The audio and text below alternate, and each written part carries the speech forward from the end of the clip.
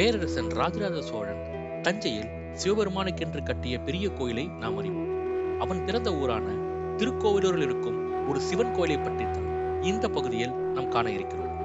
பல்வேறு சிறப்புகளை கொண்ட இந்த கோவில் கீழையூர் என்னும் ஊரில் இருக்கிறது. கீழையூர் என்பது திருக்கோவிலூரின் ஒரு பகுதியாகும். திருக்கோவிலூர் முன்னொரு காலத்தில் நடுநாட்டின் தலைநகரமாக விளங்கியிருக்கிறது. அப்போது இந்த ஊரின் பெயர்கள் கோவன், கோவலூர், கோவிலூர் என்பதாகும். அந்த சிவன் கோவிலின் பெயர் வீரட்டேஸ்வரர் கோவில் என்பதாகும். நடுநாட்டில் இருக்கும் பாடல் பெற்ற தலங்களுள் இதுவும் ஒன்று. அட்ட வீரட்டான கோவில்களில் இரண்டாவது கோயிலாக இது வைக்கப்படுகிறது. தமிழ் மூதாட்டி ஔவையார் விநாயகரை நோக்கி விநாயகர் அகவலை இந்த ஊரில் தான் எழுதியிருக்கிறார். தமிழ் கவிஞர் கபிலர் இந்த ஊரில் இருக்கும் ஒரு சிறிய குன்றில் வடக்கிருந்து உயிர் நீத்தார். நாயன்மார்களில் 2 நாயன்மார்கள், மெய்ப்பொருள் நாயனார் மற்றும் நரசிங்க முனிராய நாயனார் வாழ்ந்த ஊர் இது. இப்போது இந்த கோவில் இருக்கும் சிறப்புகளை கொஞ்சம் விரிவாக காணலாம். நம்பிக்கையின் அடிப்படையில் சிவபெருமான் வீர தீர செயல்கள் புரிந்து 8 இடங்களில் அசுரர்களை அழித்திருக்கிறார். அந்த 8 வீரச் செயல்களை அட்ட வீரட்டகாசம் என்றும் 8 தலங்களை அட்ட வீரட்டான தலங்கள் என்றும் அழைப்பது வழக்கம். 8 வீரட்டான தலங்களிலும் ஈசனின் பெயர் வீரட்டானேஸ்வரர் என்பதாகும். அந்த வரிசையில் இந்த கோவில் 2வது வீரட்டான தலமாக வைக்கப்படுகிறது. அசுரனான அந்தகாசுரனை சிவபெருமான் அழித்த தலம் இது. அசுரனான அந்தகாசுரன் இந்த உலகத்திற்கு பெரிய துன்பம் கொடுக்க அவனை அழிப்பதற்காக சிவபெருமான் வருகிறார். தன்னுடைய கையில் வைத்திருக்கும் சூலத்தினால் அந்தகாசுரனின் தலையை கொய்கிறார்.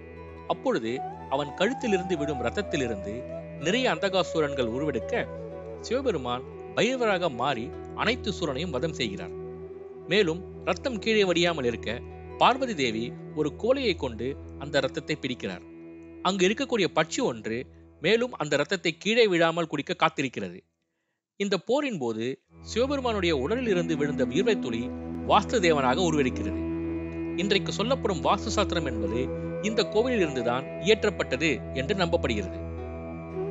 ஈசன் தன்னுடைய சூலத்தின் நுனியில் அந்தகாசுரனை தூக்கி நிறுத்தியிருக்க உமையவள், பட்சி, வாசுதேவன் என அனைவரும் அவருக்கு பக்கத்தில் இருக்கும் ஐம்பொன் சிலை ஒன்று மிக அற்புதமாக இந்த கோவிலில் இருக்கிறது. அந்தகம் என்றால் இருள், இருளை அகற்றி ஒளியை கொடுக்க வந்த இறைவன் என்றும் நாம் பொருள் கொள்ளலாம். இந்த கோவில் இருக்கக்கூடிய மற்றொரு ஐம்பொன் சிலை தனித்துவமானது. இந்த சிலையில் சிவபெருமான் 4 கரங்களோடு காட்சி கொடுக்கிறார். தன்னுடைய அனைத்து கரங்களிலும் ஒரு குடத்தை வைத்திருக்கிறார். அந்த குடங்களில் அமிர்தம் இருப்பதாக நம்பப்படுகிறது. இவரை அமிர்த கடேஸ்வரர் என்றும் அழைக்கிறார்கள். இந்த கோவிலில் இருக்கக்கூடிய துர்க்கையின் கற்சிலை சிறப்பானது. கல்லினால் செய்யப்பட்ட இந்த சிலையானது கருப்பு நிறத்தில் இருந்தாலும் துர்க்கையின் கண்கள் வெண்மை நிறத்தில் இருக்கிறது. சிரித்த முகத்துடன் இருக்கும் துர்க்கை தன்னுடைய கண்களால் பக்தர்களை பார்ப்பது போல மிக அழகாக இந்த சிலை வடிவமைக்கப்பட்டிருக்கிறது. தமிழ் மூதாட்டியான ஔவையார் விநாயகர் அகவலை எழுதியிருக்கிறார். அந்த விநாயகர் அகவலை இந்த கோவில் இருக்கக்கூடிய தூங்கானை விநாயகர் முன்பு அமர்ந்துதான் எழுதினார் என்று நம்பப்படுகிறது. அகவல் என்றால் அழைத்தல், விநாயகர் அகவல் என்றால் விநாயகரை அழைப்பது என்று பொருள் கொள்ளலாம். ஔவையார் இந்த பாடலை ஏற்றிக் கொண்டிருக்கும் பொழுது சுந்தரமூர்த்தி நாயனாரும் சேரமான் செங்குட்டுவ மன்னனும் திருக்கைலாயத்திற்கு செல்கிறார்கள். அவர்களோடு தானும் செல்ல வேண்டும் என்று ஔவை விரும்புகிறார். எனவே அவர் எழுதி கொண்டிருக்கும் பாடலை மிக வேகமாக எழுத முற்படுகிறார். இதனை அறிந்த விநாயகர், ஔவையே, நீ நிதானமாக இந்த செய்யுளை எழுதி முடி, உன்னை அவர்களுக்கு முன்பாக நான் கைலாயத்திற்கு அழைத்து செல்கிறேன் என்று கூறுகிறார். ஔவையும் நிதானமாக அந்த பாடலை பாடி முடிக்க விநாயகர் விஸ்வரூபம் எடுத்து தன்னுடைய துதிக்கையினால் ஔவை பாட்டியை தூக்கி சுந்தரருக்கு முன்பாக கைலாயத்திற்கு கொண்டு விடுகிறார்.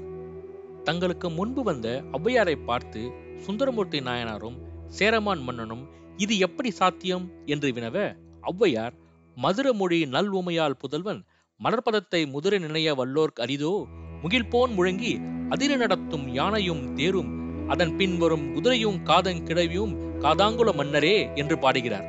அதாவது மதுர மொழி கொண்ட உமையவரின் புதல்வனான விநாயகரை துதித்ததால் அவர் அருளாலே யானைக்கும் குதிரைக்கும் முன்பாக என்னால் கைலையை வந்தடைய முடிந்தது என்கிறார். ஔவையின் விருப்பத்தை சடுதியில் நிறைவேற்றிய விநாயக பெருமான் இந்த பாடலை பொருள் உணர்ந்து பாடுபவருக்கு எல்லாவித விருப்பங்களையும் நிறைவேற்றுவார் என்பது நம்பிக்கை. இந்த கோவிலில் தூங்கானை விநாயகர் சிலைக்கு பக்கத்தில் இந்த காட்சியை விளக்கும் புடைப்பு சிற்பம் உள்ளது. கோவில் கோபுரத்திலும் இந்த காட்சியை நாம் காணலாம். இந்த ஊரோடு தொடர்புடைய 2 நாயன்மார்களை பற்றியும் கபிலர் குன்றை பற்றியும் அடுத்த பகுதியில் காணலாம். நன்றி.